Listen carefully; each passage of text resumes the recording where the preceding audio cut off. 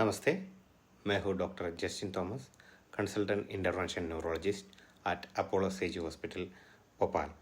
आज हम सिंपल शब्दों में समझेंगे ब्रेन हेमरेज क्या होता है, ये क्यों होता है और इससे बचने के लिए क्या करना चाहिए। फर्स्ट क्वेश्चन, ब्रेन हेमरेज क्या होता है। हमारे ब्रेन में हजारों छोटी छोटी ब्लड वेसल होती है। जब इनमें से कोई वेसल फट जाती है और ब्लड ब्रेन के टिश्यू में लीक हो जाता है, उसे हम कहते हैं ब्रेन हेमरेज।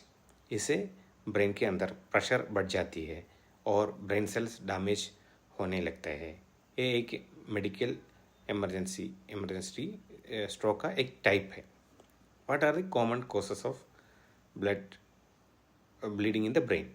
सबसे कॉमन कॉज है अनकंट्रोल्ड ब्लड प्रेशर। कुछ लोगों में ये एन्यूरिज्म यानी ब्लड वेसल की कमज़ोर जगह एक बैलून टाइप बल्जिंग होता है, वो रप्चर या हेड इंजरी या ब्लड थिनर मेडिसिन की वजह से भी हो सकता है। कभी कभी ये ब्रेन ट्यूमर या अबनॉर्मल वेसल्स एवीएम की वजह से भी होता है। सिम्टम्स क्या होता है, पहचान कैसे करें ब्लड हेमरेज को, ब्रेन में हेमरेज को। ब्रेन हेमरेज के सिम्टम बहुत अचानक से आता है।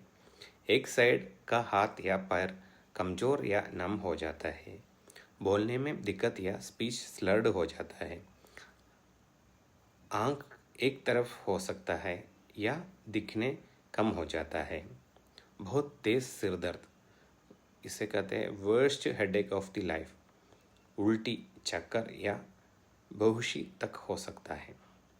अगर इनमें से कोई भी सिम्टम्स दिखे, टाइम वेस्ट मत करें, तुरंत हॉस्पिटल जाए। ब्रेन स्कैन सीटी या एमआरआई से कंफर्म करता है ब्लीडिंग हुई या ना। ट्रीटमेंट क्या होता है?